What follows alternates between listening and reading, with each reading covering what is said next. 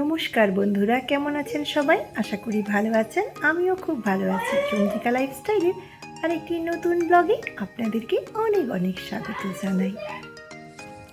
চলুন ঝটপট করে বানিয়ে ফেলেছি একটু মটরের সবজি, মানে ঘুগনি। তো যারা মুড়ি দিয়ে খেতে চায় খাবে, আর যদি লুচি খেতে চায় তাও বানিয়ে দেবো। তারপরে একটু যাব মলে। মলে এসে গেছিলো পটাটো চিপস সস খাবে বলে, তাই আনতে গেছিলাম। তো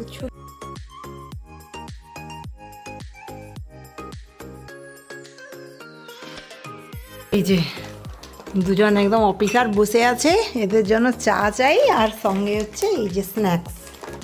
খেয়ে দেখ তো বাবা, কেমন হয়েছে, দুজন খেয়ে দেখ। ভালো লাগছে? হ্যাঁ, আমি একটা টেস্ট করি। চলুন আপনাদের সঙ্গে আবার পরের দিন সকালে দেখা হচ্ছে।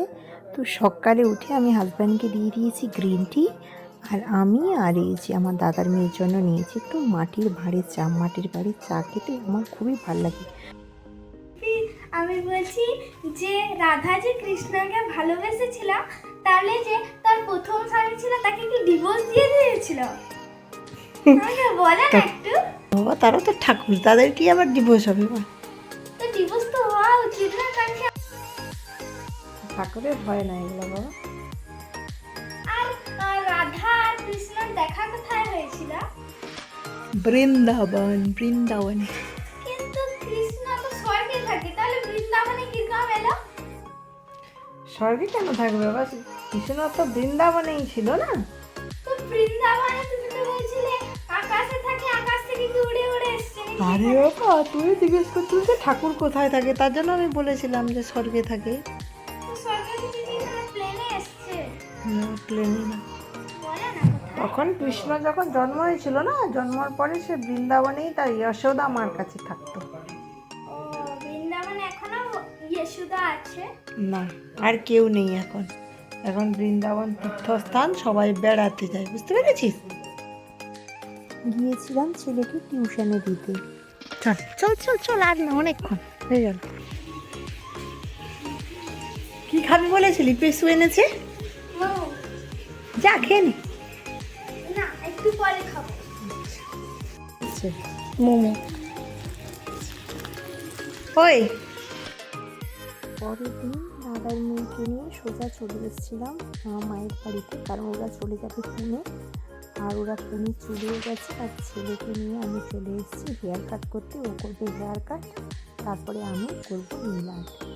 এই যে যার কাছে আমি মেকআপ করছি, আমার মানে কী বলবো, কাকিমা। তো তার জন্য যেহেতু বাড়িতে নিজেরাই করবো, আমি মাদুর পাতিয়ে বসা একটু আরামসে বসে করি, কারণ আমি যেহেতু বাড়ির মেয়ে, তো আমার সঙ্গে প্রফেশনালভাবে কিছু করার দরকার নেই। তো এই যে দেখছেন, আমার হচ্ছে এই দাঁতের নখ কাটার একটা বাজে অভ্যেস আছে। তো কখন যে কাটা হয়ে যায় নিজেও বুঝতে পারি না। আর এদিকে যাবো বিয়ে বাড়ি, তো তার জন্য ভাবলাম আজকে নেল এক্সটেনশনটা করে নিই। তো ওকে আমি বললাম তুই কি ফ্রি আছিস, আমি যাবো, বলে আমি চলি। তো ব্যাস চলে এসেছি। এই যে দেখছেন আমার কত পুষ্টি পুষ্টি নখ, দেখেছেন? বাড়াতে গেলে মিনিমাম আমার 3 মাস লাগে।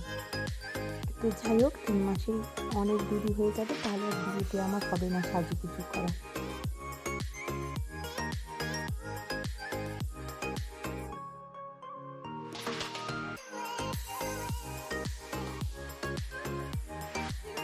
এই যে বড় বড় নখগুলো চিপকে দিয়েছে আমার হাতে। এবার আমি কতটা কি রাখবো ওটা আমি বলে দেবো, যে আমার কতটা লেন্থ চাই, ততটা রেখে ও কেটে সুন্দর করে দেবে। তো চলুন এবার আপনাদেরকে ধাপের পর ধাপ দেখাতে থাকি, আর আপনারা দেখতে থাকুন। এই যে দেখুন, আমার কমপ্লিট হয়ে গেছে। আমি মোটামুটি একটু লেন্থটা রেখেছি, আর আমার রাউন্ড নেইলই বেশি ভালো লাগে, তো বেশি বড় রাখিনি। এই যে দেখুন, এটাই আমার বুঝেছি ঠিক আছে, তো এটাই রেখেছি। আর নিয়েছি আমি লাইট পিঙ্ক, আর একটু জাস্ট সিলভার টাচ। আর যেটা আমার রিং ফিঙ্গার, ওটাতে একটু ডিজাইন করব। ওটাতে কি ডিজাইন করেছি আপনাদের সঙ্গে সবটাই শেয়ার করছি, দেখতে থাকুন।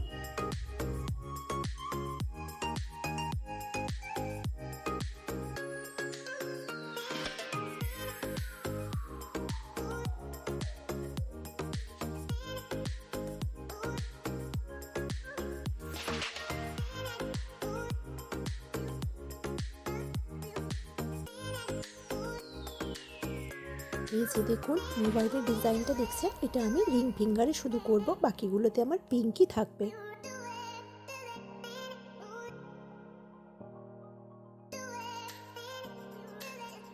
এই যে দেখুন প্রায় আমার হয়ে এসছে রিং ফিঙ্গারের ডিজাইনটা। এটা এখন লেফট হ্যান্ডে হচ্ছে, আর রাইট হ্যান্ডটা হয়ে গেলে ব্যাস আমার মোটামুটি পুরো কমপ্লিট হয়ে যাবে।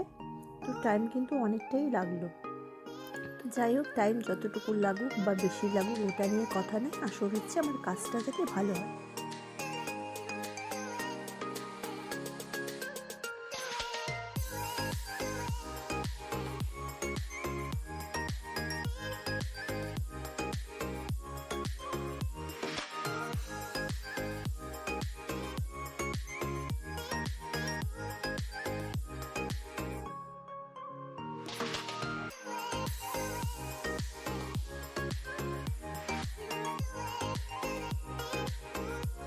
এই যে দেখুন আমার পুরো দুটো হাতে মেকআপ কমপ্লিট। আর এই যে ফাইনাল লুক হচ্ছে আমার এটাই, একদম পিঙ্ক কালারই করেছি, শুধু দুটো রিং ফিঙ্গারে রাইট অ্যান্ড লেফট হ্যান্ডে ডিজাইন করেছি। কেমন হয়েছে আমাকে অবশ্যই কমেন্ট করে জানাবেন। আর চলুন আজকের ভিডিওটা তাহলে আমি এখানেই শেষ করছি। আপনারা ভালো থাকবেন, সুস্থ থাকবেন, সাবধানে থাকবেন। ব্লগটা কেমন লাগলো অবশ্যই আমাকে একটা কমেন্ট করে জানাবেন। আর ভালো লাগলে প্লিজ একটা লাইক করে দেবেন।